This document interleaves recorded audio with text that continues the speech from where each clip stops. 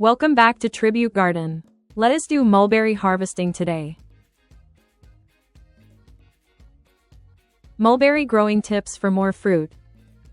Provide full sunlight for 6 to 8 hours daily. Use well-drained soil. Avoid waterlogging. Water regularly but do not overwater. Prune branches to encourage new fruiting shoots. Add organic compost every 20 to 30 days.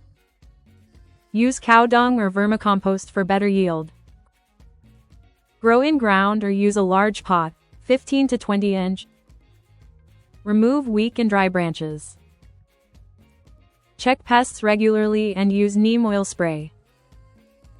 Warm climate helps faster fruiting. Bonus tip: pinch the top leaves when the plant is young to make it bushy and increase fruit production.